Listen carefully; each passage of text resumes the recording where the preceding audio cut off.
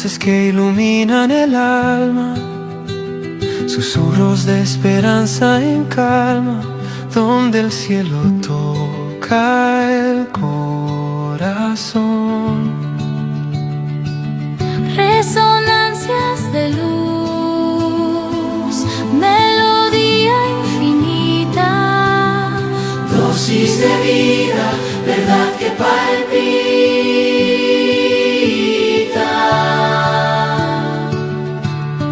Radio y TV Cristo Rey, la voz de Cristo al aire, en cada palabra un nuevo amanecer.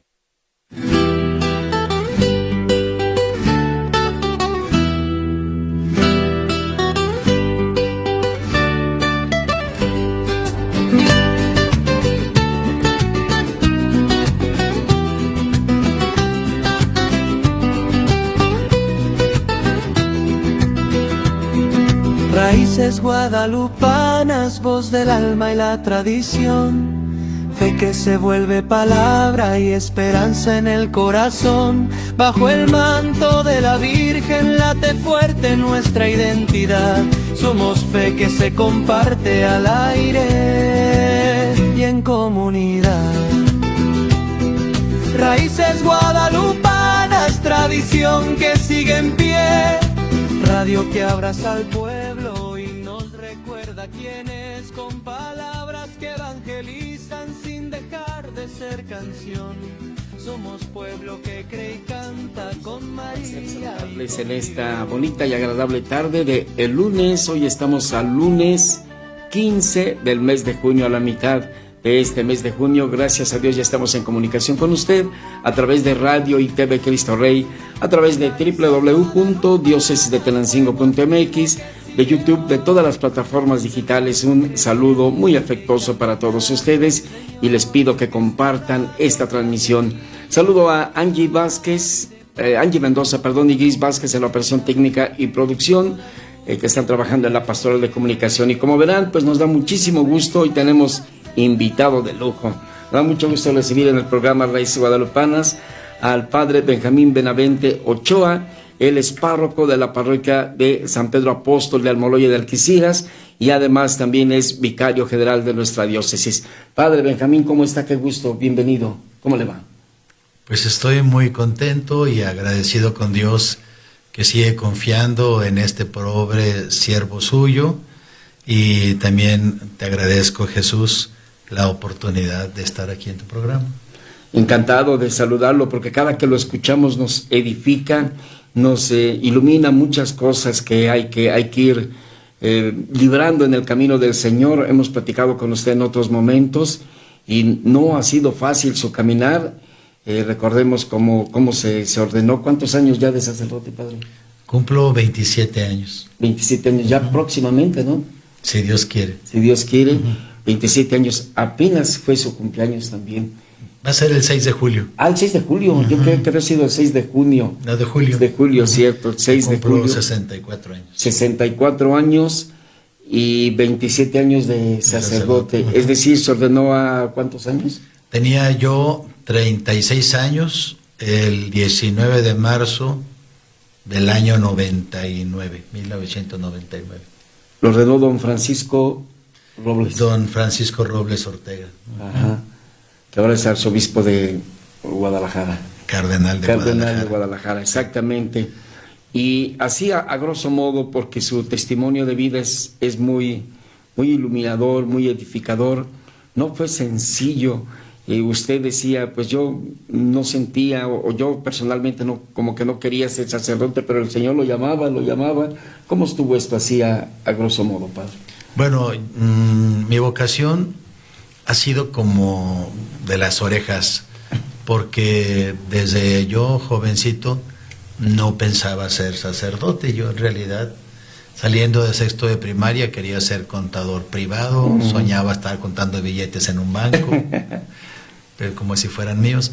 Después me animaron a hacer la secundaria y acabando segundo de secundaria, el rector de la rectoría donde yo iba, el padre José Quisielus, en la rectoría de la iglesia de Nuestra Señora de la Luz en Saltillo, Coahuila, de donde soy originario, me dijo que una catequista le había comunicado que yo quería ser sacerdote, lo cual no era verdad.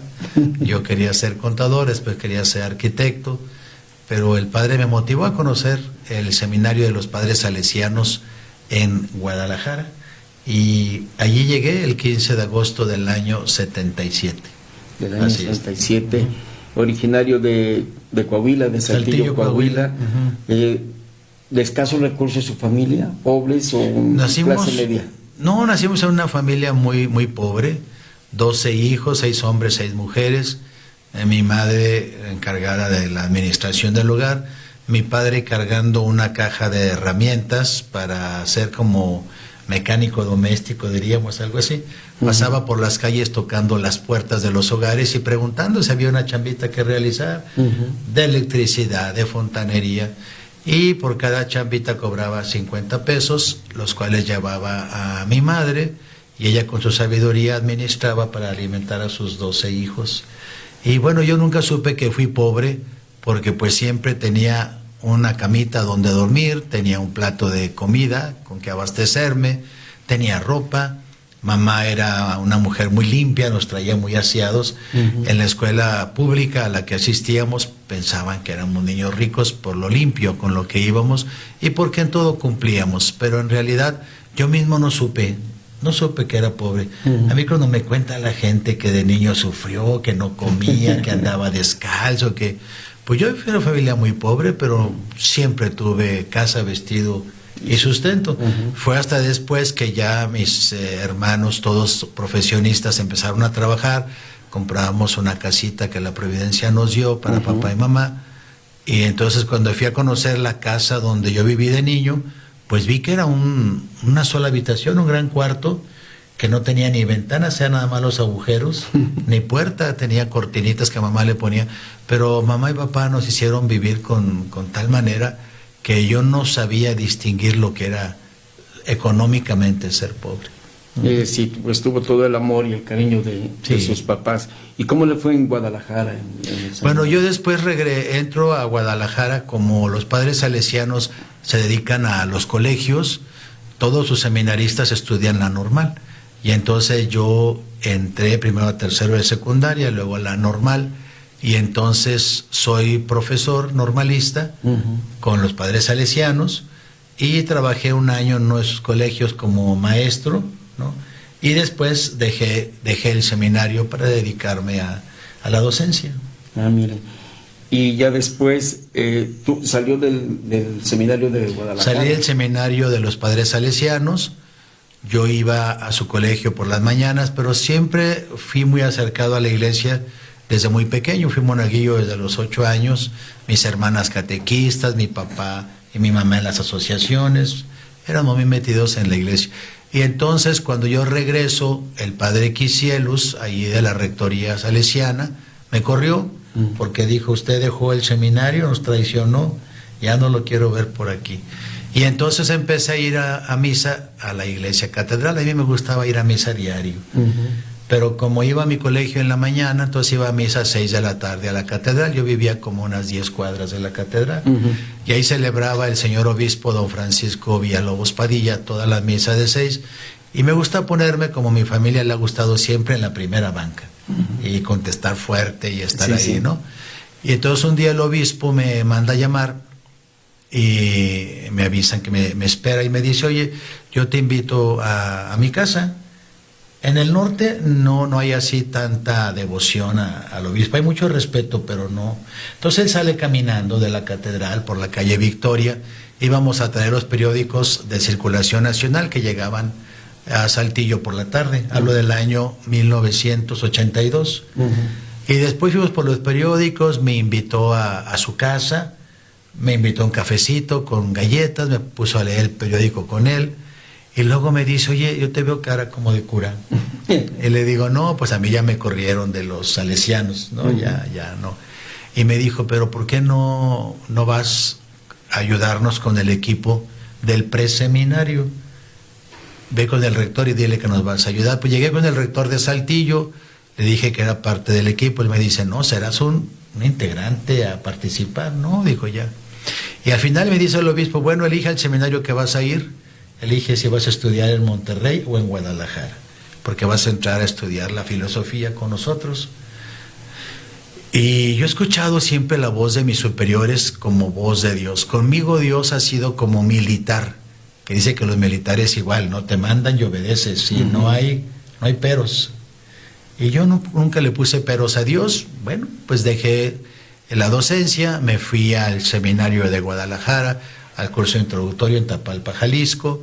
Después entré al seminario mayor de Guadalajara, estaba de rector don Juan Sandoval Íñiguez, el que es ahora cardenal emérito, ¿no?, de Guadalajara. Y ahí estudié la filosofía con ellos, con el seminario diocesano, porque Saltillo no tenía seminario mayor.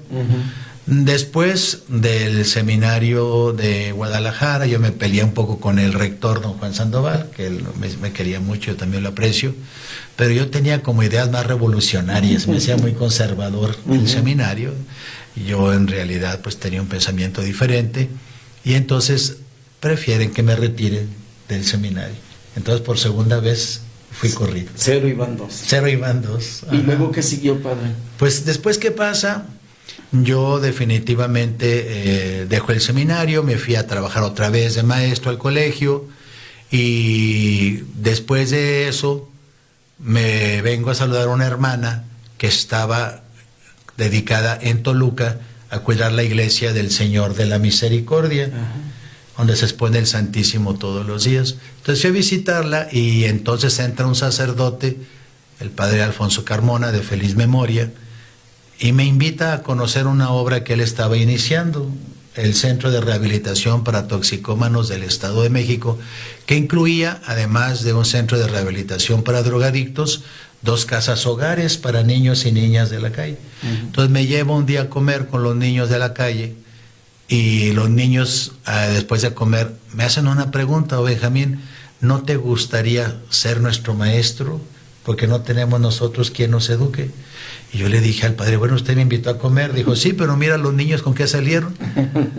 Y bueno, me enternecieron, acepté, y el padre me dijo, ¿qué te dedicas? Y dije, pues yo era maestro, y me manda a estudiar la teología a la Universidad Pontificia de México. Allí hice un bachillerato y después una licenciatura en teología dogmática.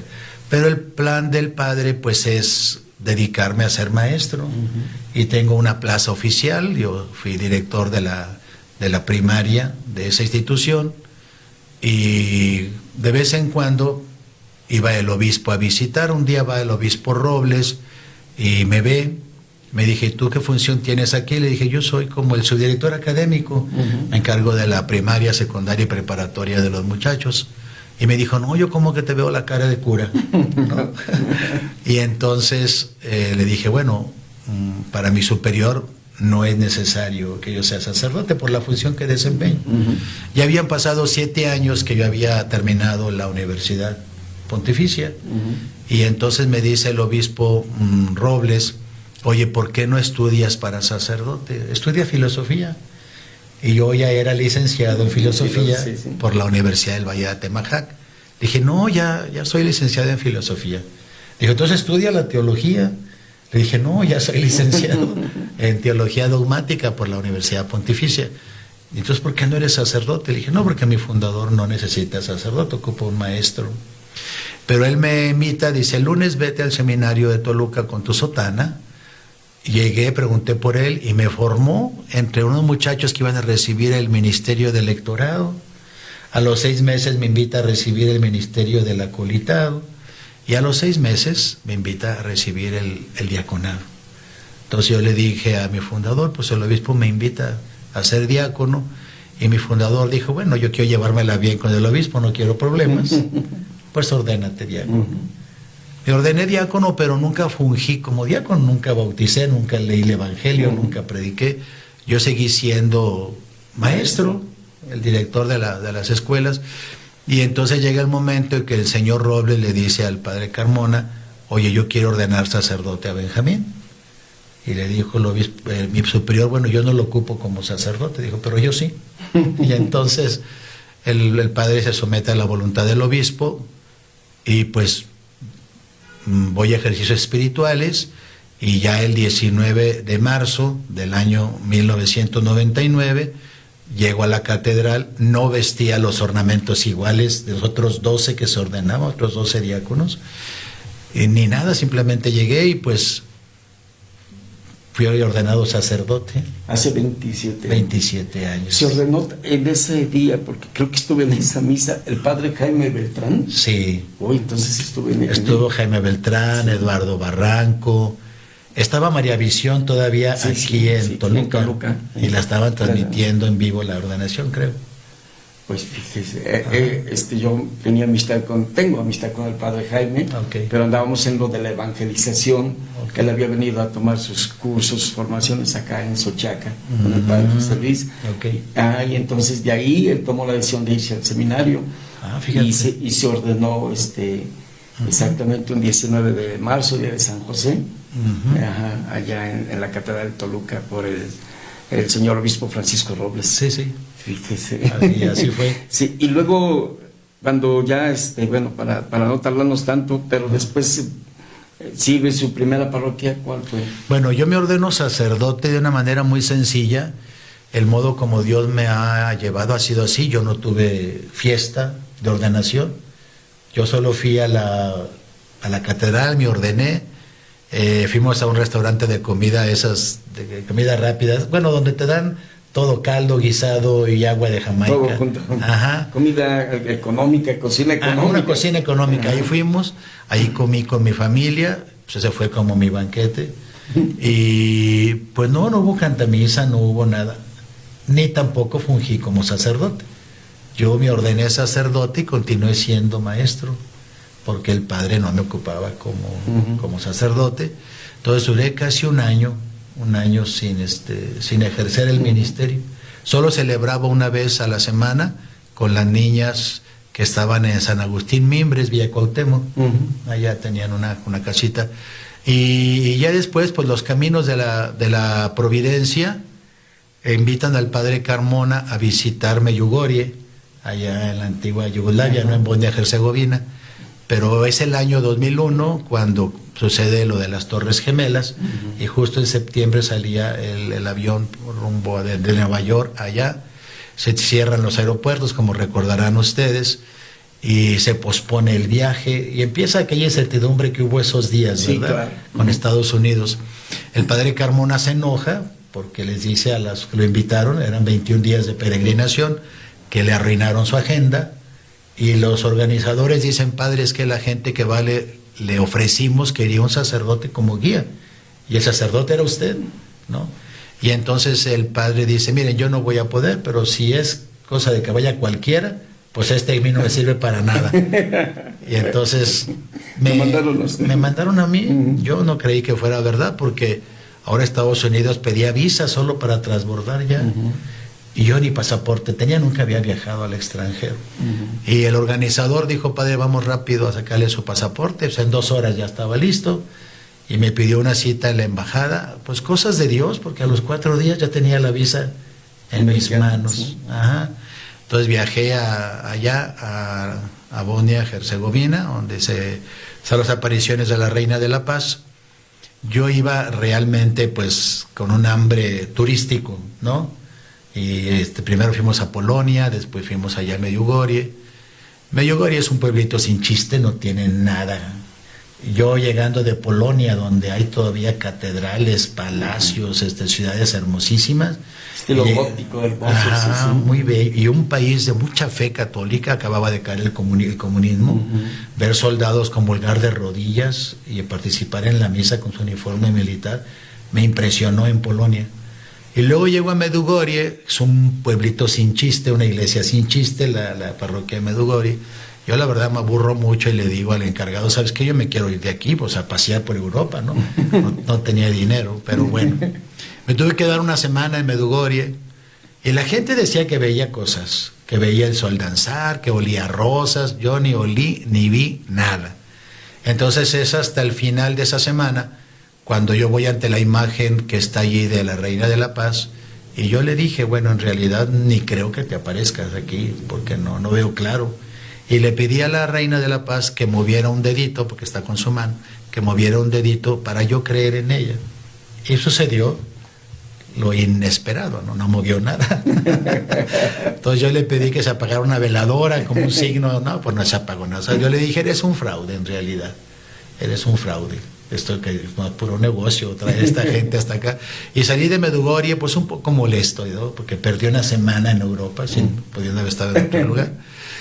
Cuando regreso, el avión salía de Roma y me dice el encargado, ¿sabe qué, padre? Lamentablemente su boleto de avión fue sobrevendido y usted no saldrá con nosotros a México, se va a quedar un día castigado en Roma. Vean más que castigo, me dijo. Y me quedo con unas monjitas, me dicen las monjitas, aquí enciérrenlo al padre y después lo mandan el lunes en su avión. Y él me regaló una tarjetita que yo eché ahí en la bolsa de mi pantalón. Al día siguiente le pedí a una amiga religiosa que estaba estudiando en Roma y a un amigo sacerdote que si me podían enseñar Roma en un día, porque yo dije nunca voy a volver, ¿no? Entonces mi amiga monjita le pedí que por la mañana y mi amigo por la tarde, y era nomás de ver y vámonos, sí. Nomás para saber que pude estar en el Coliseo, que pude estar en la... Y mi amiga la monjita me dice, oye, ¿por qué no empezamos? Es domingo, hay que empezar con misa. Digo, no, yo celebro diario, a mí no me pongas... Ella me dijo, no, hay que empezar. ¿Qué te parece si empezamos con misa en la Basílica de San Pedro? Bueno, pensándolo bien, ¿no? Fuimos a la Basílica, estaba celebrándose una misa en la Gloria de Bernini, atrás del gran altar de bronce. Ajá. 3 monseñores viejitos que yo no les entendía nada. En latín. En italiano, pero no, ya ni podían hablar los celebrantes. Y entonces, pues yo esperaba que la misa acabara rápido para empezar a pasear, que era mi urgencia, ¿no? Y entonces a la hora de la comunión, yo no concelebré, yo pues, iba así como laico, bueno, como fiel más, ¿verdad? Y después de la comunión me acostumbro a sentarme después de comulgar, como lo hacemos los sacerdotes, y de repente empiezan a salirme muchas lágrimas de mis ojos, ¿no? Pero sin ningún motivo. Y entonces yo dije, ¿por qué? Entonces me daba vergüenza con la religiosa que estaba a mi lado, me hinqué, me puse las manos cubriéndome mi cara, pero era como si me estuvieran golpeando, porque lloraba y lloraba, pero así, muy, muy fuerte, ¿no? Y entonces la madre me consuela y me dice, ¿qué te pasa? O sea, ¿qué, te sientes mal, algo?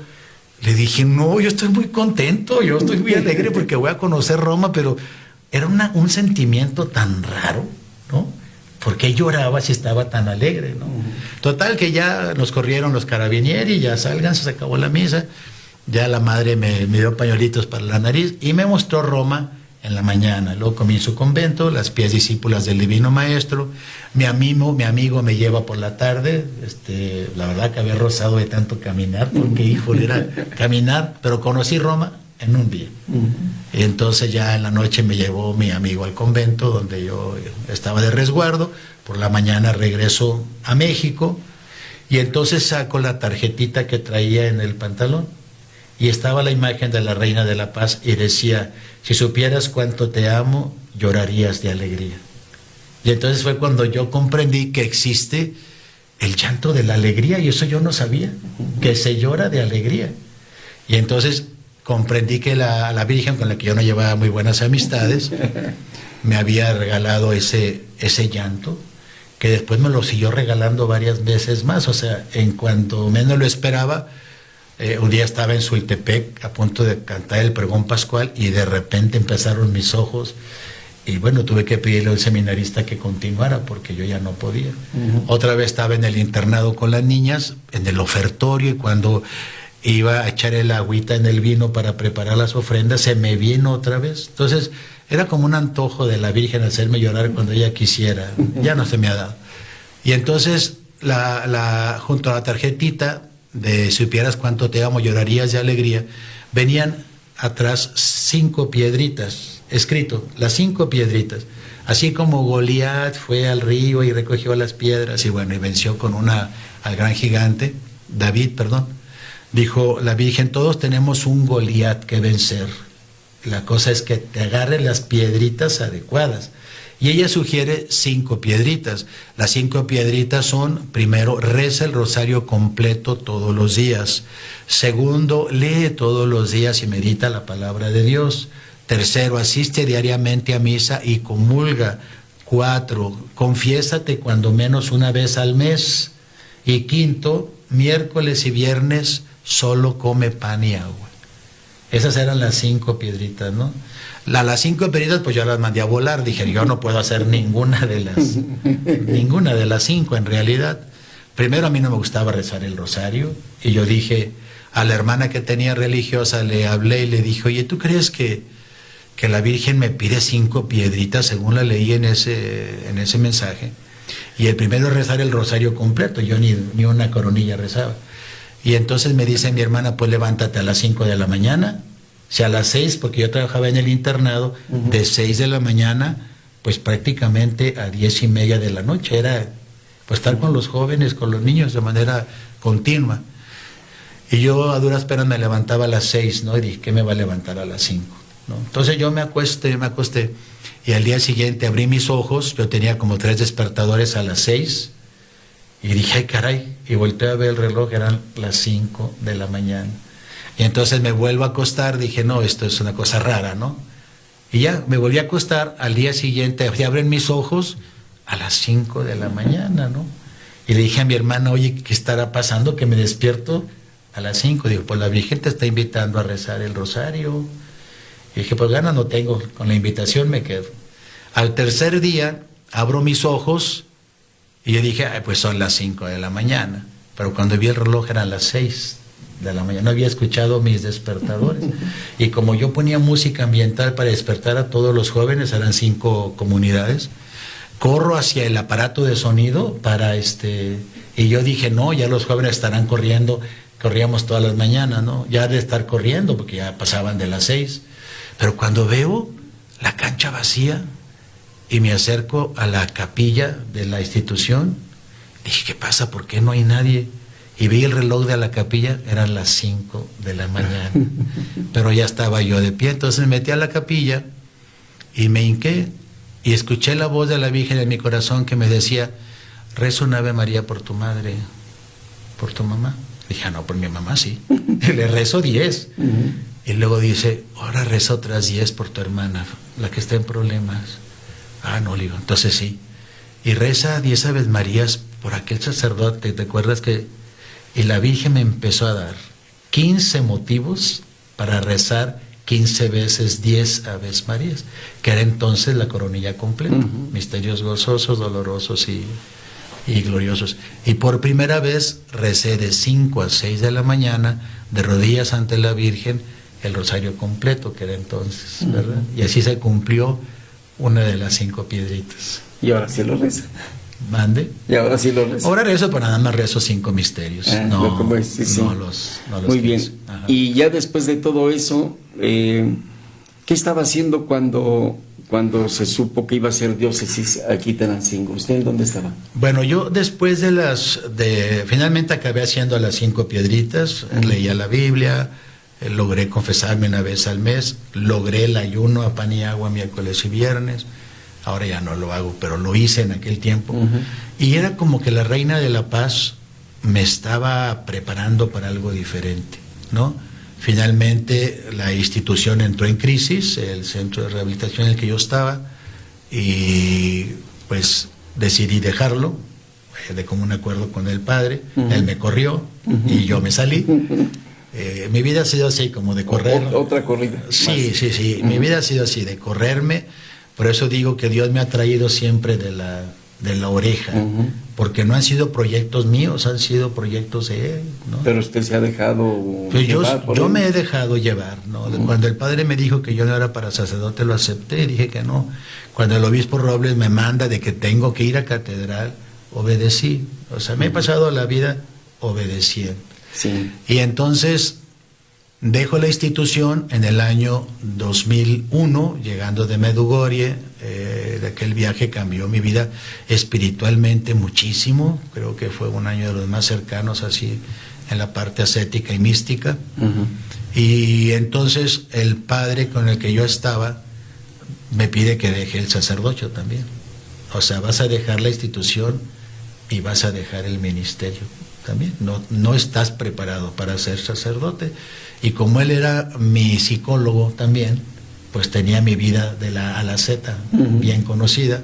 le presento un informe al señor Robles de que yo debería dejar el ministerio sacerdotal. Voy a la oficina del obispo para firmar mi carta de renuncia al sacerdocio. Pues aunque yo lloraba mucho con lágrimas, pero eran lágrimas de alegría otra vez. O sea, dejar el ministerio no era para mí una pena grande, era obedecer la voz de Dios, otra vez a través de mi superior que me lo estaba pidiendo. Y pues yo pensé volver al magisterio, fui muy feliz como maestro y pues voy a volver a ser maestro. El informe que se entrega de mí es muy negativo al señor Robles, y entonces el señor Robles pues me regañó muy fuerte también, ¿no? Se arrepintió de haberme ordenado sacerdote y estuvo de acuerdo en que yo firmara esa carta. Entonces a puño y letra escribíle al Papa una disculpa para que te retiren del ministerio. Y estaba en eso cuando suena su teléfono el señor Robles, hay un pleito entre dos curas muy fuerte, él se enoja porque la secretaria lo interrumpe. Dije, te dije que no me pasaras llamadas, es que es una cosa muy grave. Bueno, ya la resuelve, cuelga el teléfono, pero antes de entrar con el señor Robles les cuento esta anécdota. Yo no conocía a nadie en Toluca porque no estudié en el seminario de Toluca. Yo estudié en Guadalajara y en la Pontificia, entonces no tenía como padrinos. Y antes de entrar con Robles yo decía, bueno, como el Chapulín, o sea, ahora ¿quién podrá defenderme, no? Me sentía solo. Y escucho una voz en mi corazón de la Reina de la Paz que me hablaba en el corazón y me dice, yo seré tu abogada. Y le dije, no, estoy hablando en serio, no estoy hablando de... O sea, yo quiero aquí un monseñor, una palanca. Una palanca, ¿no? Sí. Que venga Pero no llegó nadie. Y al final pues le dije a ella, bueno, pues aunque sea. Nada más. Si no hay de otra, pues aunque sea tú. Y entonces cuando el obispo cuelga el teléfono, ¿no? Y yo tenía ya la hoja en blanco y la pluma para empezar a escribir, me dice, te voy a hacer 3 preguntas. La primera, ¿lo que el padre Carmona dice de ti es verdad? ¿Que eres una porquería de persona? Y le dije, sí, es verdad, soy un ser muy miserable, con muchas limitaciones. Y dice, la segunda pregunta, ¿crees que la misericordia de Dios nos da oportunidades de volver a empezar? Le dije, pues sí, también creo que Dios siempre es misericordioso con nosotros, ¿no? Y la tercera pregunta me dice, ¿y quisieras volver a empezar el sacerdocio? Y me quedé yo, pues ya estaba yo firmando la carta de renuncia, ¿no? Le dije, si usted me lo pide, yo estoy dispuesto. Entonces me dice, te vas de aquí a la parroquia de Santa María Tarasquillo como vicario. Y pues el mundo dio vuelta en unos segundos, ¿no? Y ya me dijo, de aquí mismo toma un taxi y te vas para allá. Pero le dije, no, tengo que regresar a donde trabajo porque como era director, aparatos, satélites, computadoras, yo las había firmado, entonces tengo que regresarlas, ¿verdad? También de la misma manera, pero bueno, la cosa es que ya regresé y empecé mi vida en Atarasquillo, Santa María Tarasquillo. Como vicario del padre Artemio Guadarrama, que de Dios goza, de aquí de Tenancingo, ¿eh? Sí, lo recuerdo. ¿Lo recuerdas? Sí. Ajá. Duré muy poquito tiempo allí porque junto a Tarasquillo sabes que está la parroquia de Lerma, ¿no? Sí, sí. Aquí está dedicada, ni sé a quién estaba. Santa Clara de Asís. A Santa Clara de Asís, sí. Ajá. Y estaba el boom, bueno, que siempre ha estado de José Luis Villavicencio, ¿no? Se había ido de Sochaca a la parroquia de Santa Clara. A Santa Clara, y había construido una casa de ejercicios y todas las parroquias de alrededor de Lerma eran satélites de Lerma. Iban allá, sí. Porque toda la gente quería ir allá. Entonces, voy con el padre José Luis y el padre Artemio también quería él ser así muy carismático, de ese estilo, sí, en Atarasquillo. Pero parece que no pegaba muy bien todavía ese estilo, ese carisma ahí. Y los jóvenes de Atarasquillo me dicen, ¿por qué no hacemos un retiro con el padre Villavicencio? Dígale, pero solo para jóvenes de Atarasquillo. Fui con José Luis, el padre José Luis, y me dice, sí te lo hago, pero si tú vienes a tomarlo. Y le digo, pues yo vengo, ¿cuál es el problema? ¿No? Entonces ya fui, pues ya viví el retiro de iniciación, ¿no? Como lo acostumbraba a hacer él. Los jóvenes regresan muy entusiasmados a Atarasquillo, y quieren que haga asambleas de oración, y quieren que salir con el Santísimo por las calles, se vuelven locos, ¿no? Y bueno, yo me enloquecí con ellos. Empecé a alabar, empecé a hacer oraciones, empecé a salir con el Santísimo por las calles, con los jóvenes. Y eso no le gustó a mi párroco. Entonces mi párroco pide al señor Robles que inmediatamente me retire yo de esa parroquia. Entonces llegué, estuve 4 meses.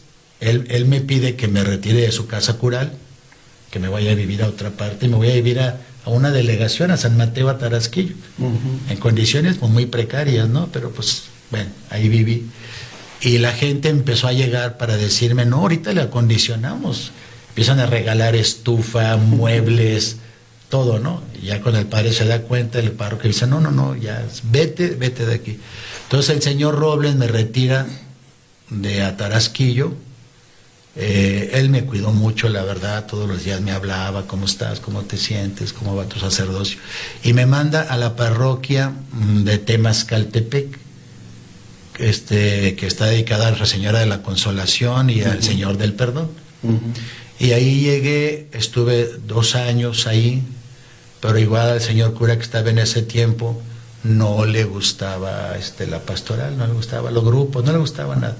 Me dijo, te vas a dedicar a celebrar una misa al día y no te quiero volver a ver, ni en mi comedor, ni en nada. Entonces yo vivía en la casa del vicario, pero pues sin sueldo, sin comida. Yo dije, ¿ahora de qué se trata, no? Pero pues ya la gente, como siempre, es buena, ¿verdad? La gente es buena. Y yo empecé a hacer asambleas de oración 1 vez a la semana con jóvenes, y pues tuvieron mucho auge en realidad. Al padre se molestó, y pues igual le pidió al obispo. También lo corrió. ¿Cuántas comidas ya, chef? Entonces me corrieron otra vez de allá, y había un párroco muy bravo que los vicarios no le aguantaban. Y entonces se llamaba el padre Filiberto Guadarrama, que Dios lo tenga en la gloria también. Y me dice, para eso el señor Robles ya se había ido a Monterrey, estaba de administrador Monseñor Giles, y me mandan a Sultepec con el padre Filiberto Guadarrama. Los vicarios que iban saliendo me dicen, no vengas, está loco, es horrible vivir con él, ¿no? Como vicario. Pero yo el primer día que llegué le abrí los brazos y le dije, mi señor cura, estoy a sus órdenes. La verdad, fue la experiencia de equipo sacerdotal más bella que he tenido en Sultepec. Él era el vicario, llegó como vicario también mi amigo el padre Eusebio Camacho Martínez, o Martínez Camacho, no sé cómo es. Que ahora está en Coatepec. El que está en Coatepec, sí. Ajá. Y luego llegó como tercer vicario el padre Willy, que después un accidente murió. Entonces quedamos Eusebio, Filiberto y yo.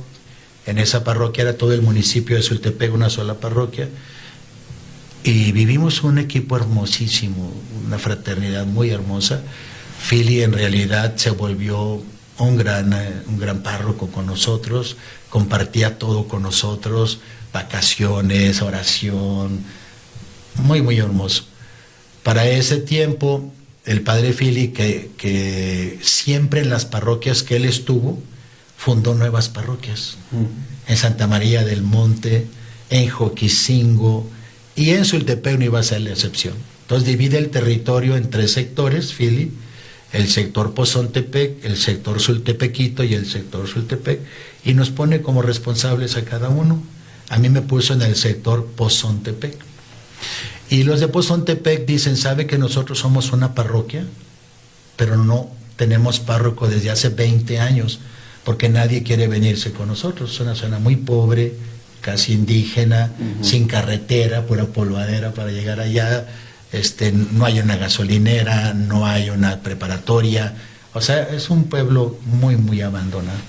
Y entonces invitan, sin permiso de Fili, al obispo Chaboya, que ya había llegado, ahí el 25 de julio del año 2005, a ir a Pozontepec, y va Chaboyita.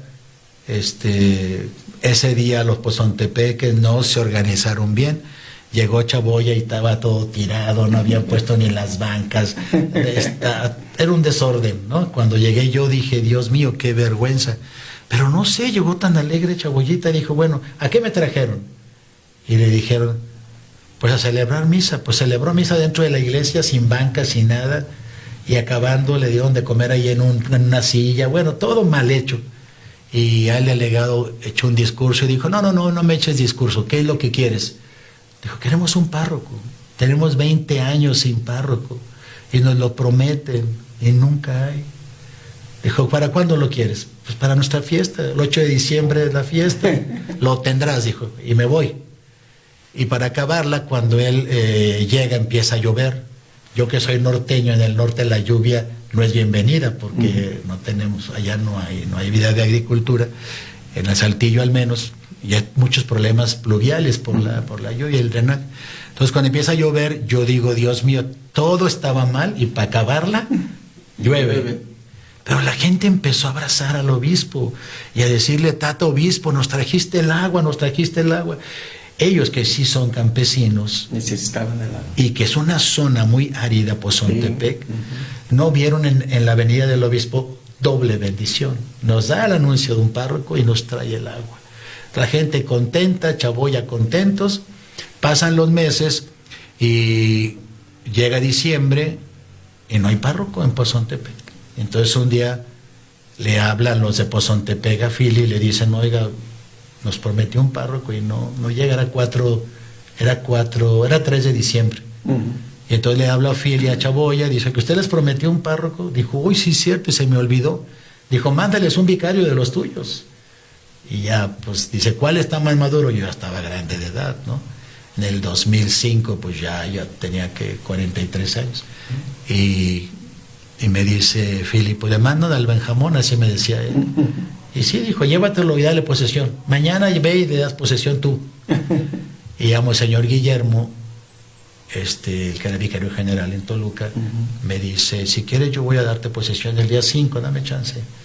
Y ya el día 5 llegó a Pozontepec, después de 20 años. El 14 de febrero del año 85, el padre Justino Reyes se retiró, era el último párroco. Y 20 años después llegué yo a esta comunidad. Fue una experiencia muy, muy bella, gente muy noble, y como estaba deseosa de un párroco, me aguantaron todos mis errores y era mi primera parroquia, y ahí estuve con ellos hasta el año 2012. O sea, ¿cuántos años? 7 años, del 5 al 12. De ahí se vino a Tepalcatepec. De ahí me vine a Tepalcatepec. En Tepalcatepec estuve 9 años, del 12 al 21, y en el 21, el 9 de febrero del 21, llego al Almoloya de Alquiciras, donde estoy actualmente. Y cuando fue la elección de la diócesis, ¿no lo llamaron para que se fuera a la diócesis de Toluca? Fíjate que el nacimiento de nuestra diócesis fue muy, muy hermoso. El señor Chaboya, quería crear 2 diócesis sufragáneas de Toluca, Valle de Bravo y Tenancingo. Por alguna razón Valle de Bravo no prosperó y Tenancingo sí prosperó, y entonces tenía todo, prácticamente clero, recursos, vocaciones, agentes de pastoral, instalaciones más o menos, tenía todo, y entonces se decide que Tenancingo nazca como diócesis, pero nos dijeron a todos los que vivíamos en este sector, que era la Vicaría Sur, Pastoral Sur de Toluca, que seríamos la nueva diócesis, que si no estábamos de acuerdo nos podríamos ir. Y varios sacerdotes, no digo sus nombres, pero pidieron ser cambiados a Toluca, pero poquitos, como 3, sí. Dejan Tenancingo y se van para allá. Igual les preguntan en Toluca que si alguien quiere venirse a la diócesis nueva, igual 3 sacerdotes de allá, unos voluntariamente y otros mandados, llegan a Tenancingo. El 26 de noviembre del año 2019, del 2009, el 26 de noviembre, el Papa Benedicto XVI, con la bula Ad Maiorem Reim Gloriam, erige la diócesis de Tenancingo y elige al vicario general de San Juan de los Lagos, al padre Raúl Gómez González, para su primer obispo. Así es. ¿Y usted ya estaba en Tepalcatepec? Yo estaba en Pozontepec. Ahí estuve en Pozontepec. Fue Monseñor Raúl quien le invitó para venir a Tepalcatepec. Exactamente. Estoy en Pozontepec desde el 2005 al 2012. el 2009 se erige la diócesis y el 25 de enero del 2010 se lleva a cabo el edicto, ¿verdad? ¿Te acuerdas aquí? Sí, se consagra a Monseñor Raúl como el primer obispo y nace nuestra amada diócesis de Tenancingo, sí, bajo el patronazgo de San Clemente. Y Santa María de Guadalupe. Nada más de San Clemente. Y es el año siguiente, el año 2011, cuando el señor Raúl pide a Roma cambiarle el patronazgo a Santa María de Guadalupe, y entonces nuestra diócesis cambia en el 2011 a tener como patrona a la Virgen de Guadalupe. Muy bien. Y bueno, ya después, ya sabemos que Monseñor es invitado a ser arzobispo de Toluca, y tuvimos que esperar casi 2 años, ¿no? Casi 2 años. Casi 2 años para tener obispo. Llega nuestro actual obispo, Monseñor Víctor Cárabes Chávez, que teníamos una gran expectación y mucha alegría, y la seguimos teniendo. Estamos contentos con nuestro obispo que vino a darle un empuje muy grande a nuestra diócesis. Y recuerdo que una vez que estábamos compartiendo un retiro, algo, yo le dije: cuando tenga su cargo importante en la diócesis, no se olvide de nosotros. Y me dijo: usted, tú estás loco, ya vete a dormir. Y después, ¿cómo le habla Monseñor para que usted fuera el vicario general? ¿Cómo se entera? Bueno, le digo que mi camino con Dios ha sido así como muy sorpresivo. Cuando nace la diócesis de Tenancingo en el año 2010, yo estoy de párroco en Pozontepec, y el señor obispo Raúl decide que va a nombrar un consejo de presbiteral, ¿no? Y yo entonces, no sé en qué encomienda tenía, que quedó dentro del consejo presbiteral, pide que se haga una elección del presidente del consejo, y quedo yo. Soy el primer coordinador del consejo presbiteral. Pero antes había dicho: y el que se haga electo como presidente lo voy a integrar a mi colegio de consultores, porque representa la mayoría del pensamiento de ustedes. Cuando salgo elegido yo, me dijo: ¿y tú vas a poder venir desde Pozontepec hasta acá? Pero bueno, y entro al colegio de consultores.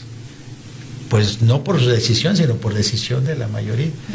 Y luego, poco después, decide crear un trienio de laicos. Dijo: quiero que los primeros 3 años se dediquen a los laicos. Y yo tenía en Pozontepec una experiencia muy bella que Dios me ha regalado, porque yo no las he planeado. 6 muchachas y 6 muchachos de Pozontepec deciden consagrarse como laicos a tiempo completo a la evangelización. Entonces tengo una casa de señoritas y una casa de jóvenes, 12 laicos consagrados. Entonces, cuando ven que yo llevo este proyecto de laicos, me piden que yo sea el coordinador del trienio de los laicos, y empezamos con un programa que se llamó primero Laicos Formando Laicos, ¿no?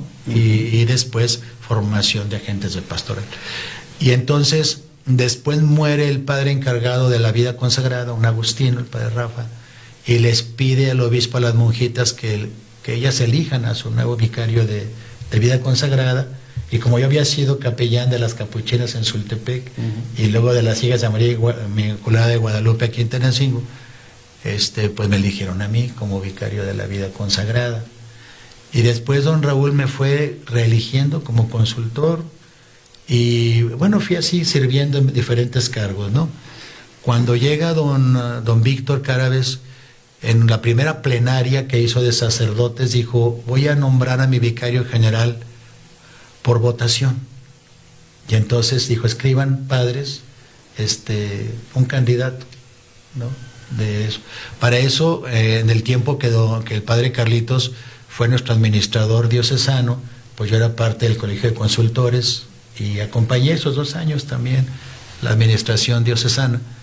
Y entonces ese día que hace la votación el obispo, pues ya recoge los votos por escrito. Estaba el pleno del presbiterio, y el pleno incluye 16 padres religiosos, padres de Chalma y padres del Monte Carmelo, del Santo Desierto, más los diocesanos. Yo pienso que por ahí se influyó un poco en mi votación, porque yo era vicario de la vida consagrada, era encargado también de los agustinos y de los carmelitas. Y no sé si su voto fue hacia mi persona. La cosa es que una noche me habla Monseñor Víctor y me dice: oye, ya decidí quién va a ser mi vicario general. De acuerdo a la votación de la mayoría, ya tienen a un candidato y yo lo apruebo. Y iba manejando, iba pasando de Villaguerrero, perdía la señal, iba a tomar la autopista. Le digo, lo escucho más o menos, regrésate, dijo, busca donde haya señal. Me regreso a Villaguerrero, me estaciono, era de noche, como 9:30, 10 de la noche. Y yo pensé que me iba a pedir mi opinión. Y me dije, ¿sabes qué? Después de orar y de escuchar la voz de la mayoría, te han elegido a ti y yo te confirmo como mi vicario general. Y pues acepté como siempre lo he hecho, ¿no? Y ya después lo hizo público en una junta plenaria y pues aquí estoy sirviendo como vicario general. ¿Cuáles son exactamente las funciones de un vicario general? Bueno, ustedes saben que el vicario es el ayudante del párroco, ¿no? Y lo suple al párroco cuando el párroco no está, le entra el vicario, claro. Algo parecido. Entonces, el pastor propio de nuestra diócesis es nuestro obispo, don Víctor. Cuando él no puede con alguna situación específica, yo lo represento, por ejemplo, una celebración, una reunión, y en modo práctico soy como el moderador de la curia, o sea, las oficinas diocesanas están bajo mi coordinación. Y también de modo práctico escucho a las personas cuando nuestro obispo en una agenda tan saturada no puede. Entonces ahora todos los lunes estoy aquí en el obispado escuchando a las personas. Entonces escucho a los laicos, escucho a los seminaristas, diálogo con algún sacerdote si hay alguna situación especial. Entonces el obispo me va dictando las encomiendas directas donde lo debo representar y pues debo estar siempre a su disposición para escuchar a las personas, escuchar a los seminaristas y escuchar a los padres que lo requieran en alguna situación específica. Se ha hablado últimamente en la iglesia, y ya para concluir, porque entiendo que tiene que atender asuntos, de una conversión pastoral en la iglesia, porque creo que hemos sido muy estructurales, o se ha dicho en diferentes reuniones, he escuchado a varios cardenales decir esto, que a veces somos muy metódicos, muchas reuniones, y aterriza poco ya en la realidad, en la gente. Se ha pensado en esto, en ya hacer se tienen los planes pastorales en la diócesis y todo, pero bueno, la tarea principal de la iglesia, que es la evangelización, que es lo más importante a mi humilde opinión, y que creo que lo vienen diciendo los diferentes papas, ¿no? Y no se diga el Papa Francisco como insistió en esto, en tener evangelizadores con espíritu, en ser evangelizadores empoderados, llenos de la gracia de Dios, en salir de nuestras estructuras, de una iglesia en salida, para ir a ser misioneros. No hace falta eso en la diócesis con más claridad y ya aterrizarlo, porque se está hablando de una conversión pastoral, y yo veo que en algunas parroquias todavía tenemos esas pastorales como tan mecánicas, tan frías, tan como un elefante que va a caminar. Bueno, perdón, y es mi percepción, y sí veo en las parroquias que están caminando. No hace falta eso ya desde la estructura misma de la diócesis, para impregnarla en todas las parroquias, involucrar más a los laicos, porque la iglesia tiene 30 años diciendo los laicos protagonistas de la evangelización, pero cuando quieren evangelizar, no, a ver, tú cállate, tú ya no, tú esto. No hace falta confiar un poco más, sé que hay que ser prudentes, pero cuántas veces lo dijo el Papa Francisco: prefiero una iglesia accidentada y no una iglesia que esté ahí atrofiado, que esté ahí, pues, que esté ensimismada, ¿no? Que no quiera caminar. Desde su percepción como vicario general, ¿tiene esta visión? ¿Se planea algo así o sigue esperando? Bueno, la visión del Papa Francisco, ya sabes que él fue autor de aquel documento de Aparecida, ¿no? Claro, sí. De discípulos y misioneros. Él transformó en la Evangelii Gaudium discípulos misioneros. Todos siempre somos discípulos y siempre tenemos que ser misioneros. Y el sueño de la iglesia en salida.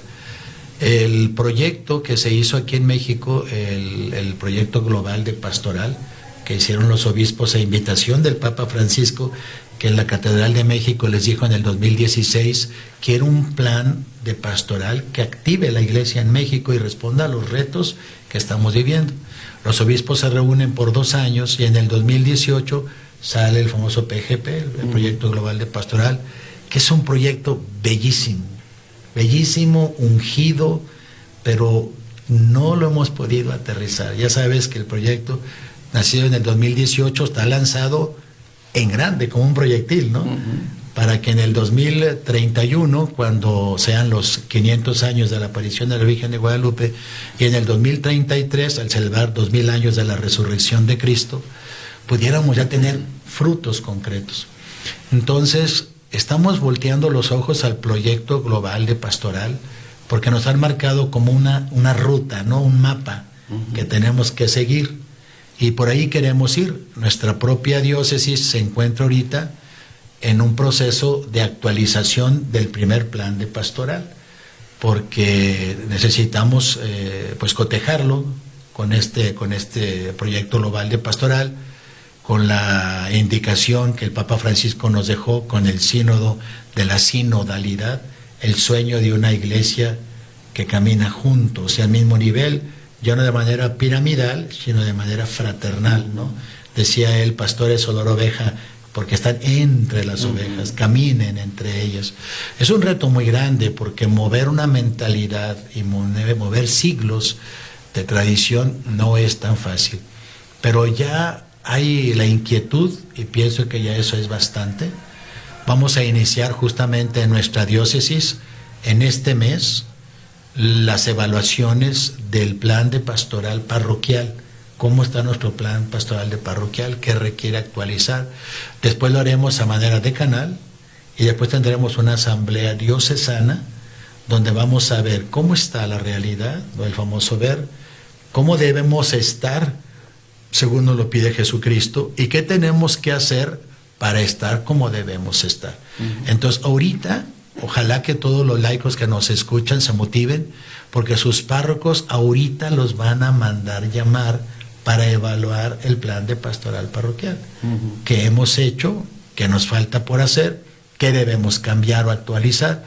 Después, el nivel de canal, y luego tendremos la gran asamblea diocesana, que será probablemente el próximo año 2027, para sacar el plan actualizado. Y vamos a orar mucho, porque a veces creemos que la evangelización como que es cuestión de mercadotecnia o de logística o de cuestiones pragmáticas humanas, pero la verdad es que siempre atrás tiene que haber una vida de conversión, como tú lo acabas de decir, una conversión pastoral que debe iniciar con una conversión personal de todos, de los laicos, de los sacerdotes, de los obispos. Entonces yo los invitaría a todos, hablo en primer lugar por mi persona, a que retomáramos una vida de oración más intensa, más seria, y pedirle al Espíritu Santo, como transformó a aquellos cobardes apóstoles en valientes evangelizadores, que también a nosotros nos queme, nos mueva, nos inquiete para hacer lo que podemos hacer. Y yo pues te felicito a ti, que eres un gran evangelizador y luchas mucho en ese sentido, para que los laicos ahora se empoderen, para que ellos tomen la bandera, para que no esperen a que nosotros los sacerdotes les indiquemos el camino. El Papa Francisco insistía mucho, todos tenemos el mismo Espíritu Santo y habla a través de todos. Entonces, ojalá que nos pongamos las pilas todos, que cada feligrés motive a su párroco. Primero que ore por él, por favor, recen por sus sacerdotes. Admiro que aquí en Catedral hay un grupo dedicado a la oración permanente de los sacerdotes y tienen sus ahijados. Entonces, hagamos grupos de oración en las parroquias pidiendo por nuestros seminaristas, por nuestros sacerdotes, por nuestro querido señor obispo, para que abramos nuestro entendimiento y nuestro corazón a un espíritu que está tan deseoso los sueños del Espíritu Santo son los sueños de Jesús y deberían ser nuestros sueños también, que el Evangelio llegue a todos los rincones de la tierra para darle una vida nueva al mundo.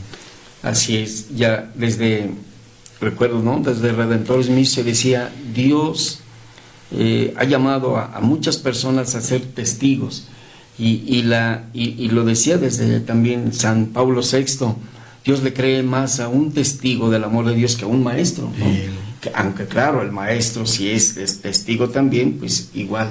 Claro. Entonces, pues yo creo que vamos en ese camino, y con nuestro muy amado señor obispo, que es una persona muy espiritual, que transmite esa emoción del Espíritu Santo en sus homilías, que nos encanta escucharlo. Pues yo creo que vamos en ese caminar cada día. Pues yo le quiero agradecer mucho, Padre Benjamín Benavente, este buen rato que hemos platicado aquí en el programa, usted como vicario general, y nos llena de esperanza de que vienen tiempos nuevos, tiempos mejores, tiempos de viento nuevo, de ese espíritu que sople por los 4 puntos cardinales, para que nuestra diócesis se incendie en la evangelización cada día más necesaria y urgente. Gracias, Padre. A ti, Jesús, gracias por invitarme. Gracias a ustedes por escucharnos. El Padre Benjamín Benavente, vicario general de nuestra diócesis y párroco de la parroquia de San Pedro Apóstol de Almoloya de Algeciras. Gracias, Gris Vázquez, gracias, Angie Mendoza, en la operación técnica y producción. Gracias a usted por escucharnos y vernos, y hasta la próxima.